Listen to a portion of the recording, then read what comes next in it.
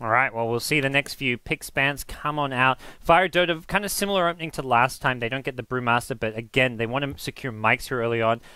I guess part of the reason you ban him out as well as you're picking his heroes early is because would you say he's got kind of a small hero pool as far as what Mike plays? I mean, I don't know. Are they worried about like? Are they, yeah, I'm not trying to flame Mike. It's more like, no, I know. Are they? Is that why they're picking the center early? Do you feel because they're not confident in something like that would lead me to believe they have a play style in mind that they want to utilize something like Stampede and Centaur's big jump in because I think that Mike has plenty of other heroes he's good with. He has a fantastic Clockwork. He plays a great Nature's Prophet.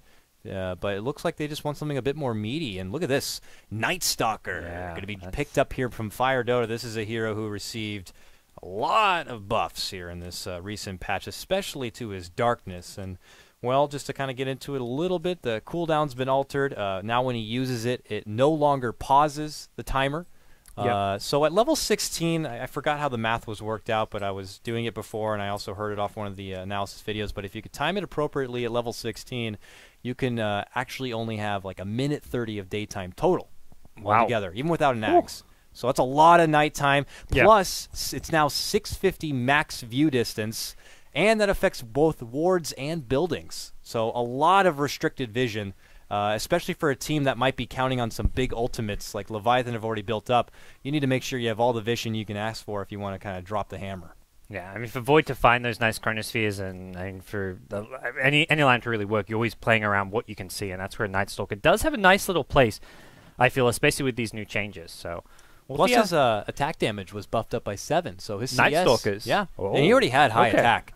Yeah. So now it's like, I want to say almost 70 right off the bat, and he's going to have some easy CS in if they want to put him mid lane. That's where against some of those, like, especially melee mid laners like Brewmaster, I could see Night Stalker being like a decent matchup there, especially if he can get in a decent amount of denies, make it a bit harder for Brewmaster to get that fast blink. So I like the changes. So I have a question here. Let's just say Witch Doctor, he drops down a big death ward. It's doing reasonable damage.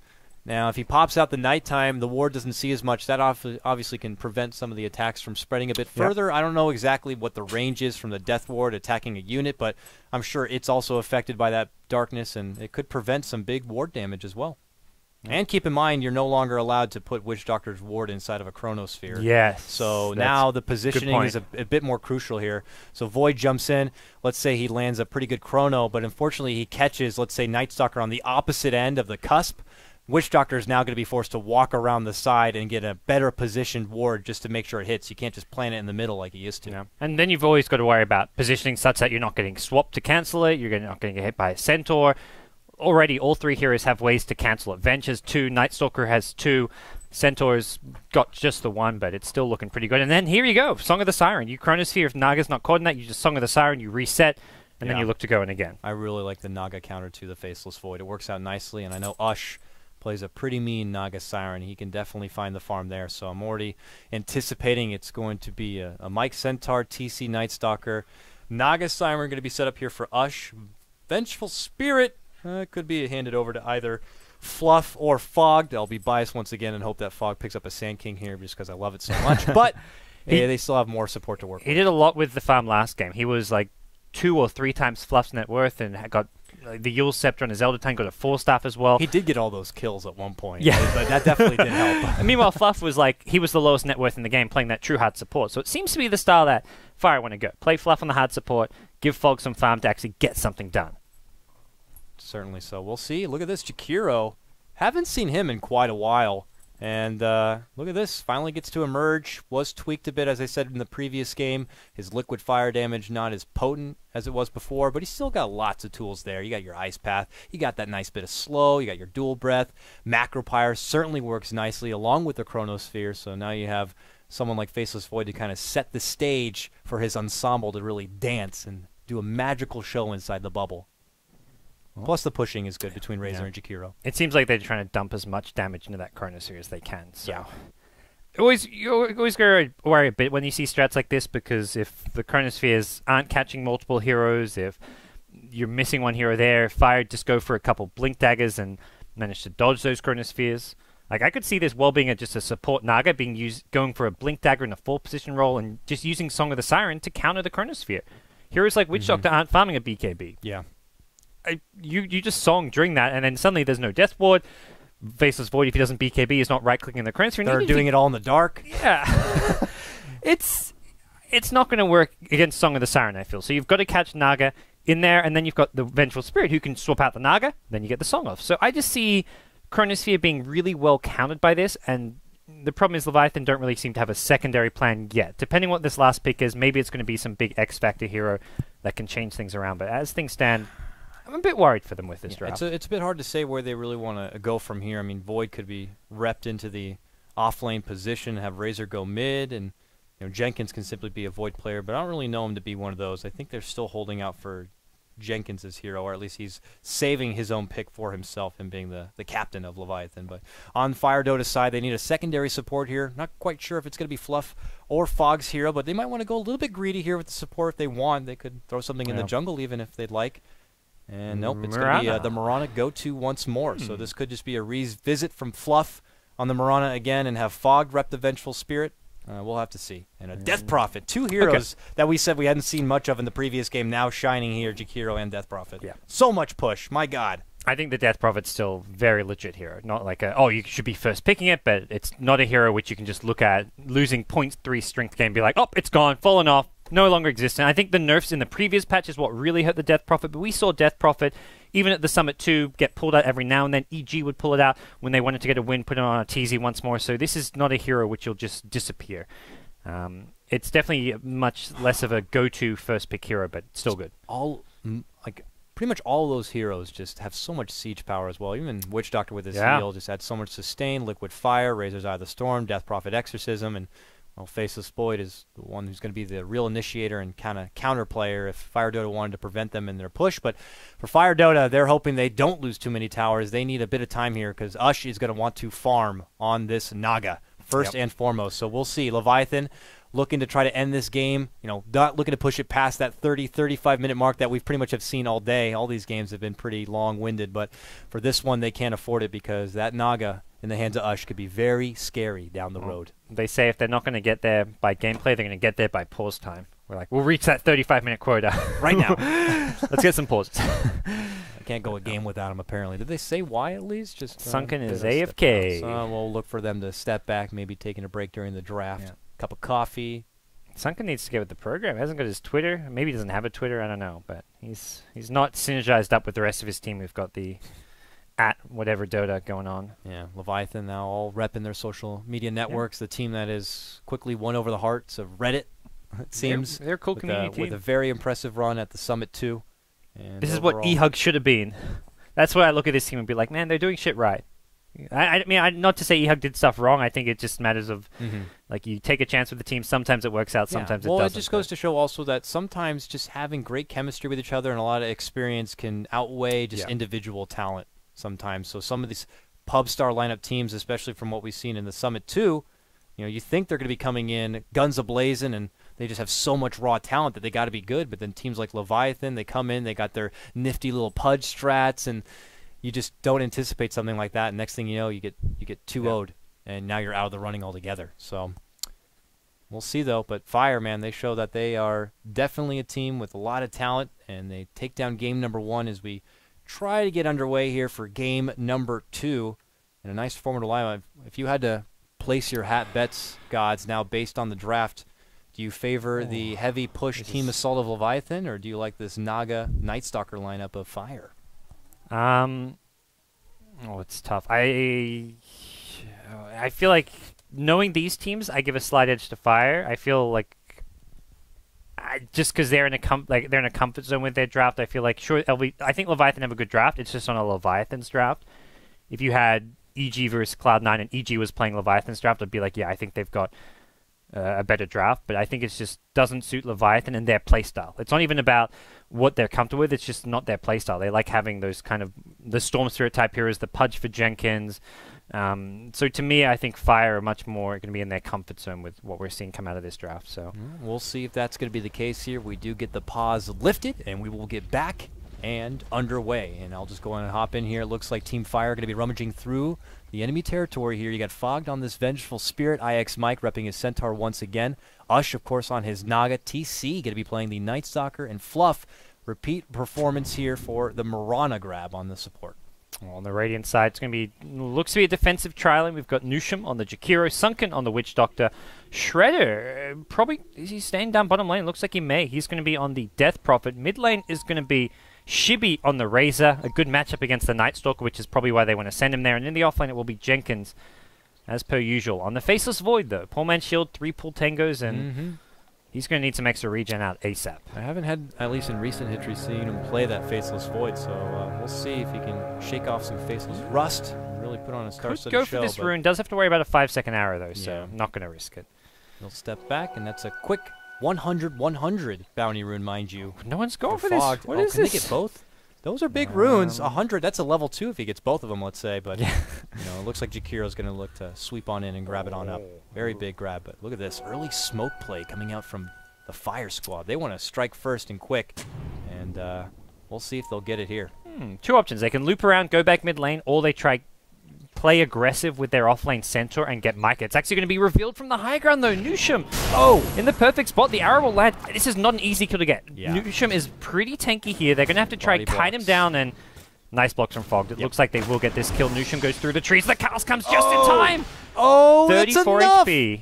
What a cask. Able to help out just a little bit of extra space. That second edge. bounce. And Mike's going for it. They got it. Okay. Mike doesn't even need it. Fogged with the second magic missile now. He probably will die here. He will. But that first bit of bonus damage, or bonus gold, certainly does help. And, I don't think it stops there. Mike now going to get caught out with his Ice Path, eating down that tree, trying to run himself out from here, but he gets stunned again.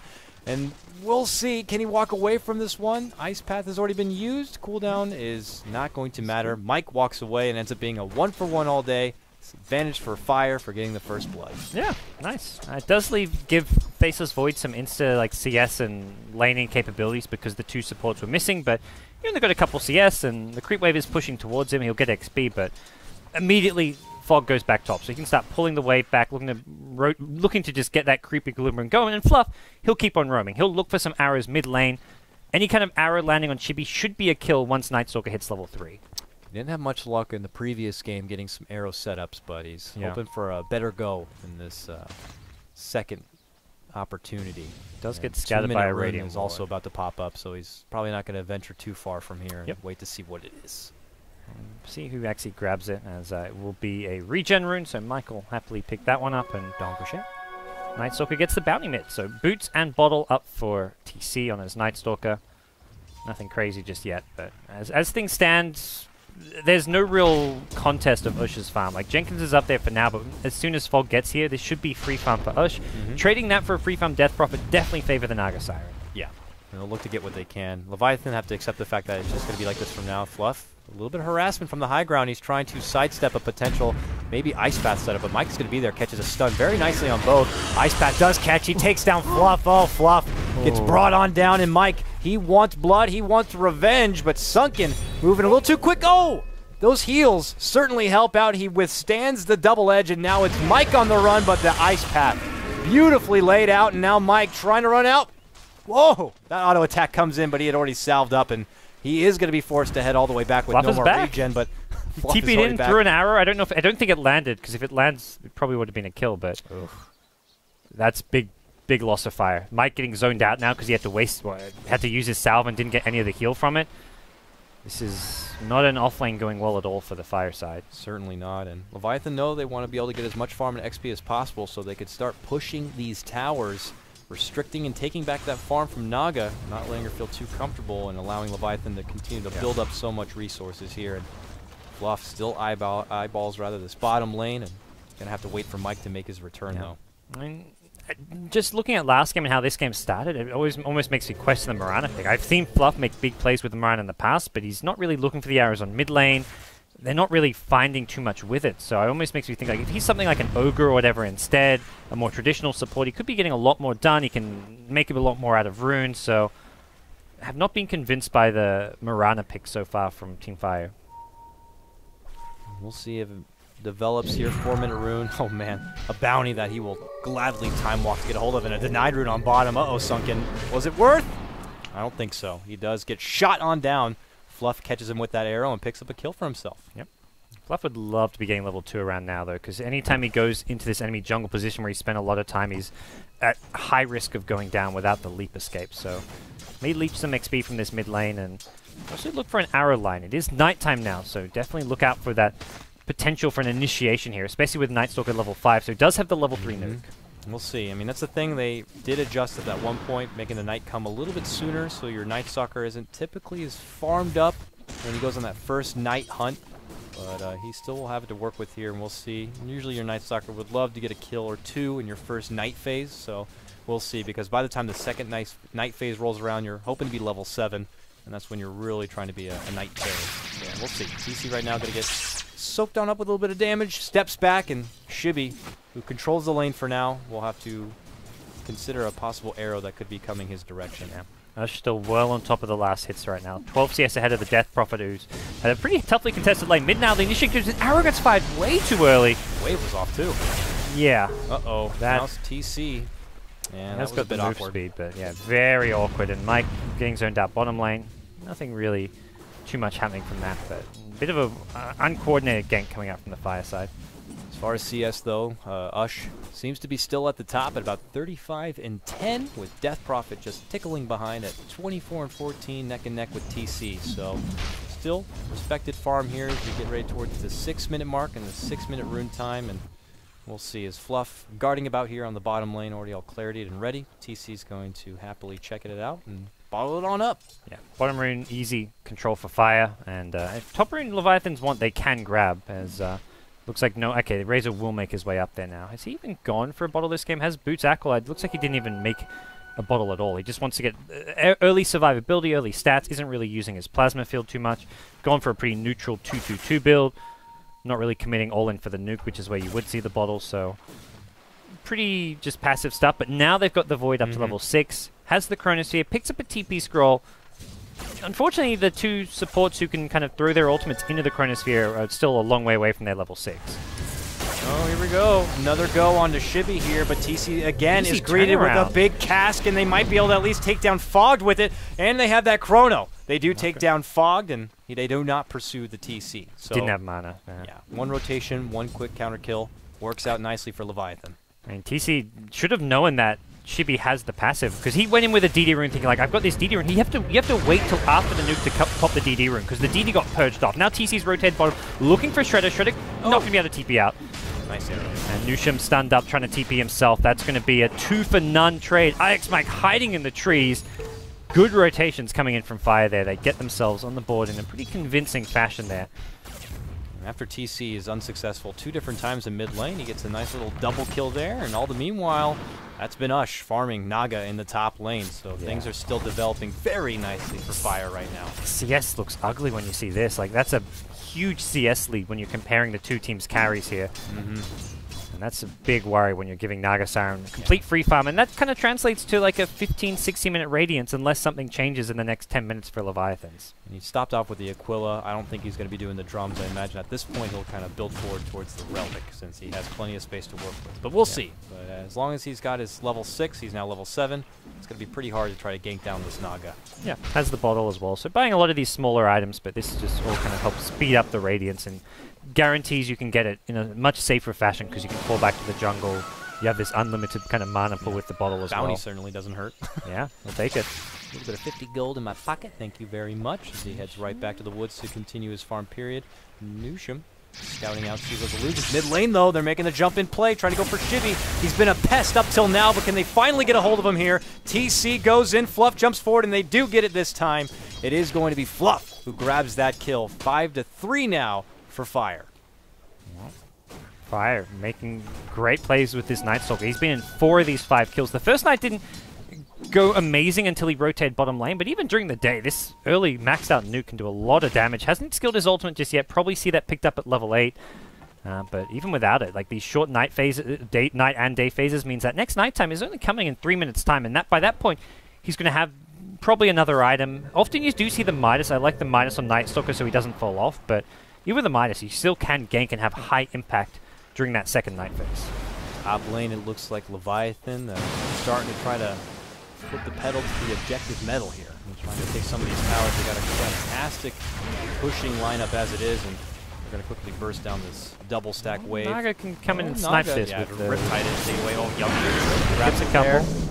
And well, as they begin to tussle, ooh, he wants to get fluff here. Oh, Chrono arms in the air, but he's only welcoming an arrow to the face. Yeah. Secures the neutral. Naga only got some of the small ones. Didn't get any of the big level 6 trolls or centaurs or anything, so the stack had been done by mostly the Naga as well, so that's a nice little steal. Although still just a small victory. Looks like Death Prophet got zoned out by TC as well, who was just maybe doing some jungling, farming up stacks as well. Big emphasis on the stacks from both teams, as Usha's kind of rotated into almost a fully jungling role here. And 2k gold for him, so he's got a good timing working here, but he might be in trouble. They are creeping through enemy territory here as Leviathan trying to scout something out, but he's already out the back door, and a sweet little regen rune is waiting for them. So Ush gets a good grab right there, and the towers are all still standing, so Fire feel pretty good about this one, but as I say that, it looks like Leviathan have converged towards that top lane to make a big tier 1 push. Yeah, TC at bottom has the ultimate, could find Sunken here, and it looks like he is going to go for the dive. Insta TP. I smell blood, but I'm not going to find it. It's alright. Force a TP, TP's top, and they'd already given up this tower. They already said, look, Naga's Radiance is #1 priority, let's just give up the top lane. Ush has already rotated mid where he finds safer farms, so it's not really a tier 1 for tier 1 trade just yet, but could become one. It looks like Leviathans want to keep on pushing top lane. They use the Exorcism as well, so that's a big long cooldown, which they can't really fight with now. So I like the movement from Fire right now. Forcing that TP top from the Witch Doctor. They can get this tier 1 bottom probably, and then also defend this tier 2. But you could tell Leviathan want to fight. They will just go right to the next tier 2 until finally Fire decide that they need to put up some sort of defense. They have a Chrono that they have just been itching to use. Yes. Death Prophet, I'm sure, has her Exorcism at the ready. Shibby's, I'm sure, ready and fired to go. So they're probably just going to take both towers. Fire, no. Hey, we're going to lose towers. That's fine. Fire taking towers. They're going to get 2 tier 1s for a tier 1 and a tier 2, which to me works out nicely. When you go to Naga, that's an even trade. Not to mention the tier 1 mid tower to me is worth as much as a tier 2 on a side lane. So I see this being a win for Fire almost. And if they win this game, they move on, man. It's match point, a best-of-3 matchup here between Fire and Leviathan. Fire, it was a very back-and-forth game #1, but they did come out on top, and with a win here, they move on through the playoffs, and Leviathan will not be out of Starladder, but they will be pushed down into the lower losers bracket, where they will have to meet up against Root, who fell short in our first series earlier today. One of the weaknesses of this safe lane Death Prophet is you don't get the same XP you'd otherwise get. Level 7 Death Prophet right now, I feel, is kind of underleveled. This is around where a mid Death Prophet would be level 9, level 9.5, even working on level 10 if you got a kill or two. And Death Prophet does need those levels. You only have 2 points in the Witchcraft, so your ultimate isn't doing as much. You're still a long way off having any points in the Silence, unless you go for like try to get a value point somewhere along the lines. But this Death Prophet just feels, in general, like needs XP, needs to kind of get back in this game, and just the fact it was running a safe lane, trial lane, hasn't worked out too well for Leviathans. We'll see here as Fire happy to contest the mid lane. Stampede going to be called out right here, but it looks like, yeah, more defensive, allows them to spread out, and Mike to get out from that bottom lane where he was trying to advance on forward. Just keeping Leviathan on their toes. That way they don't feel too comfortable as far as coming together and making push after push. Now they kind of have to keep moving about, and that's just all the more time for the Naga to continue to do what she does. I think they're going to have to give up this tier 1 mid tower. No Radiance, Stampede on cooldown, if Leviathans want to commit to it. And right now TC's trying to keep him busy at this bottom lane. Mike actually getting very low here, just jungling it up, trying to finish off the Blink Dagger. So if they finish the Blink, they can start defending towers, even without the Radiance. But until then... He's getting a better time on the Blink, at least this game, than last game. I think it was like 20 minutes before he eventually could finally find the farm to pull it together. This time, it's still not ideal timing, but it's definitely better than where it was before, and they should be able to utilize that fine, and they obviously have plenty of time to work with here. But here we go. Leviathan now going to trench themselves down the mid lane, starting with a Liquid Fire. They don't need to expend too many ultimates or spells to take this one down, and this could be another tower that Fire has chalked up as a sacrifice to wait it out that much longer. You look at the net worth and you just think, sure, they're getting towers, but is this really good at all? 7k net worth Naga Siren to 4 to 5k net worth on your 3 Leviathan cores. That's a big worry. There's an Arrowlands mid, which is not going to be followed up, but constant split bush and farm. It's TC in one lane, Ush in another, and they're just farming up a storm. Leviathan have been grouped up for the last 6 or 7 minutes, which is a good way to play against the Night Stalker in general, but TC says, you guys are going to group as 5, I won't even go for kills. I'll just happily out-farm you guys. package. He's number 2 on net worth, despite not going for a Midas or anything like you often see Night Stalkers do. Oh, here we go. Solo Chrono is going to get a nice kill there on Fluff. Well played there from Jenkins. While the rest of his team... coming in. Uh-oh, here we go. Now TC. Oh, bash right in the face. Trying to hope for the luck right there. There's the silence, and TC's like, yeah, I gotta go. But he is pulling Leviathan away from that mid lane a bit. Yep. Trying to finish off that tier 2 tower with the last bits of exorcism here. As you see the few pitiful ghosts trying to sweep on through, but they will get that tier 2. Last second, it looks like we are going to have a rotation in. Yep. Stampede forward. Arrow is going to catch on Nushim. Mike's right there to welcome with a hoof stop, and now he turns his sight as Ush calls out the song to get everything set up right now. It looks like it's going to be the first big team fight here for Fire. Let's see how much they can get out of it. Dragon's going to walk to the low ground, will end up going down, and TC finds another kill, taking down the Death Prophet. Now they're going on for the Witch Doctor, who does drop no deny for you, sir, and ends up being 3 casualties here for Leviathan as Fire fight back after losing their tier 2 mid.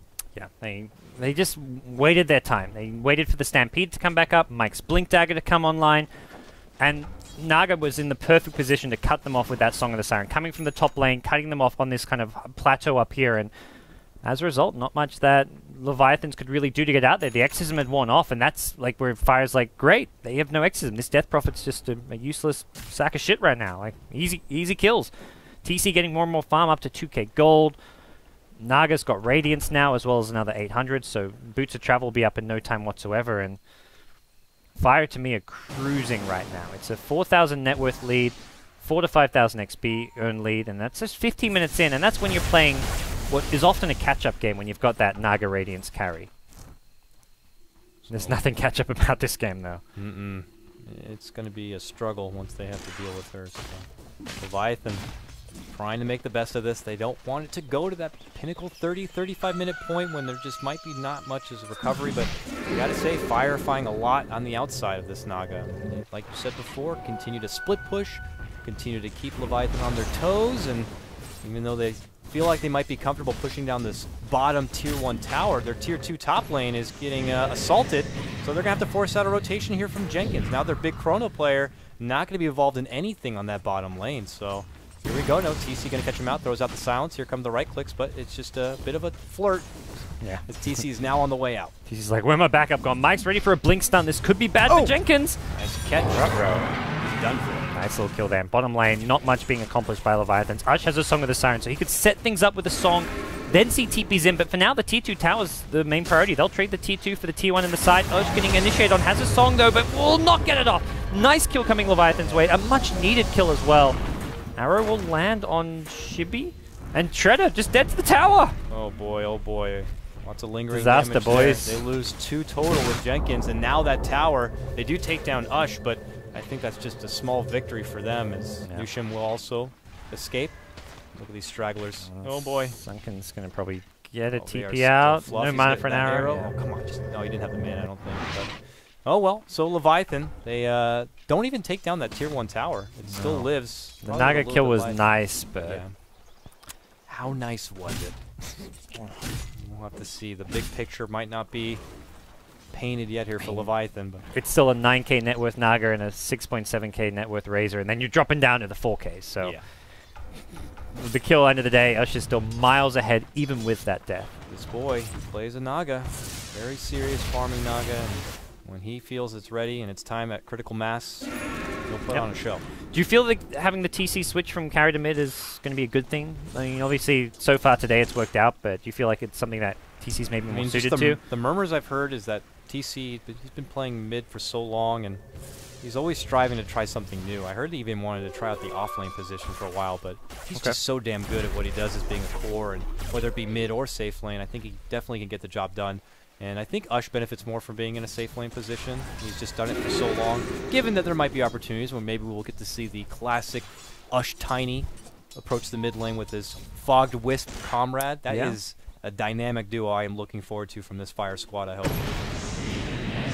Stalker going to just throw the ultimate. He's working on an Assault Crest. He's going to have just buttloads of armor with the Vlads and AC. Auras galore.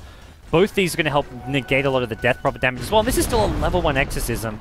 Tower gets denied, and again, tower money is just not really cutting it for Leviathans. They're forced to group up as 5, they're not farming efficiently, and guess what? They're about to get flanked. Fluff is behind them.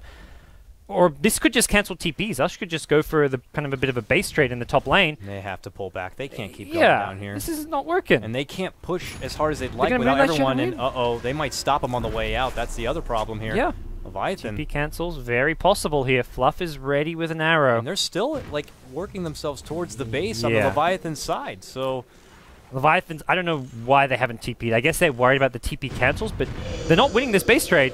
They're committed. What is this? You gotta defend. Your base is getting assaulted, brother. And now they have to step back. They will see Fog there. They will take him down, but Fog's like, that's fine. That's fine. We're in your base. Yeah. We are in your base. Your tier 3 is now dropping. Raxus is exposed. One TP. And Fire now starting to TP on back. Jenkins is going to be there with Chrono, but the damage has been done. Yeah, Fluff has an arrow ready to go. Sunken's probably just going to go right into this one. Yep. Stun trade. Woo. Stampede even going to be used here. That's Mike further up. It looks like they want to try to get the Jakiro. Nusham will get out of range of the Hoof Stomp. They have stopped the push top lane, but they lost a tier 3 tower. This is that stun, and here comes Shibby. Stepping on forward, doing a little bit of that static. Link TC will outrun it. And now Fluff is sweeping back in from behind. Leviathan are getting flanked here from both sides, getting caught going in a back-and-forth race right now, and now they're committed. Trying to make a go on TC and Mike, but they are there, and they take down the Dragon, but they're still not done yet. Shibby bulldozes forward with the arrow off the mark. They're able to bring down both Mike and TC. Fluff, though, getting focused with Fogged, and now Ush. On to Shibby, your Razor will go down, and Ush gets a sweet double kill for himself after already getting so much done in that top lane, taking down the tier 3. Fire, well, they're on fire. Yeah, picks up full Yasha, Manta recipe and everything. That Manta Style's coming soon, and if that arrow hits the Witch Doctor, Fire don't even lose. Maybe they lose one of the center of the Night Stalker. Fluff had already thrown it, but they had nothing to stop the Death Ward. It was a nice Death Ward and everything, but still, problems continue as the Cronus will be used. Ush is the target here. This is going to be close with the Jakiro. Will be a kill. Ush being a bit too cocky there. Still 3 heroes alive, and that's the Cronus here wasn't even used. Void had to TP top. Couldn't Cronus anyone there. The Naga backed off, and then comes bottom, and finally finds an opening to use the Cronus. I feel like that's one of the first Cronus we've seen all game long. Yeah, this is, I mean, we looked at the draft, we saw the potential of how much they can dish inside of a Chronosphere. But we have yet to even really see it come into fruition. It's now Fire just sweep themselves into the Roche. I don't think they're going to feel contested whatsoever. And with Fog there helping out with that minus armor, it's going to make it for a very, very easy grab. Yeah. Not a 3-hero unit you'd expect to be so good at killing Roche, but Max Wave of Terra, the Medallion, and TC with the Vlads as well, giving them all extra damage, extra survivability. We'll bring down Roche and almost has the Assault Crest completed as well. Leviathans, it seems like they're just going for some all-in play. They're going for a 20-minute high ground breach, even though they're behind by, like, what, 10k gold? It's not 7k, but they want to breach high ground with a level 2 exorcism, so at least it's level 2. Oh, nice exorcism you got there. Ush walks in, puts them all to sleep, and it might have been early before the Chrono, but he's looking to make it work and get a setup play right here. They step in, Riptide and Nusham immediately going to be brought down. Now Shibby's going to be forced to double back. Sunken, caught right in the middle, holding under the invis, though. It's not going to matter as the sentry's already been put down and he's scouted out. 3 drop immediately, only losing Fluff the Marana. On the other side, a quick escape happening right there from your Death Prophet. And, well, same case there for Jenkins. He leaps out and makes his way. So a fight that swings well in the favor of Team Fire for a 3-for-1 trade. Yeah. They're very happy. Yeah, they didn't even, like, the song bought them some time, got Mike right in the middle of things and all that, but the follow-up, like, the Hoof Stomp only caught the Jakiro, the Death Prophet got a nice Yule's dodge off. There was no arrow off of the song. Often you see that guaranteed 5-second arrow off of the Song of the Siren to initiate, but it was just used casually to stall, and they convincingly win the fight even without a big crazy AoE setup off of it. So, from Leviathan's point of view, I think they're pretty screwed right now. Let's see what they can do. It's not very often I see a Death Prophet pick up a hood of Defiance. Yeah. Is there a fair amount of magic damage to that Radiance? I mean, you just go BKB.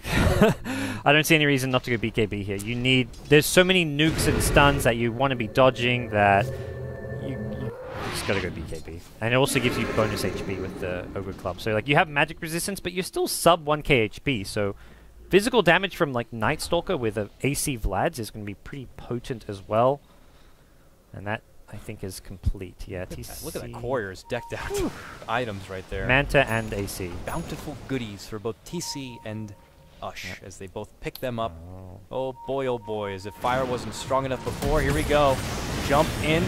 Stomp is going to be there from the high ground. Leviathan now already on the retreat as they lose 2. Chrono's set up, but can they do anything about it? Supports are dead. No. No Death Ward. No Macropire. And Jenkins, he's also gone. Shivy, big trouble here. And my, oh my, a double kill for Ush. This is looking like Team Fire have shaken off the warm-up game from game number 1 and really putting on a clinic here for game number 2. Yeah. TC with Aegis, he doesn't care about going down here. He wants to just chase. Daywalker, get back here. Gonna get him. Ah, yeah, got him with the slow. Here we go. Mike's gonna catch up with a blink right here. Blink, stop, on the mark. Ush, swiggity swooty, slashes for that boot. And yeah, that's that. That was a nice Chronosphere, but he only got it because Fire grouped up to kill the Witch Doctor Jakiro. So if Witch Doctor Jakiro is still alive with that Chronosphere, Leviathans kill 2-3 heroes and maybe get a good fight. But support's already dead, and so much is built around Witch Doctor getting off an ultimate. I like the Shadow Amulet pickup. It's like he wasn't going to farm an Ags in time for when they needed an item, so the Shadow Amulet kind of is that nice, cheap item which can get something done, but hasn't worked. I don't know. Leviathans a bit too, which I've been actually personally interested in trying out.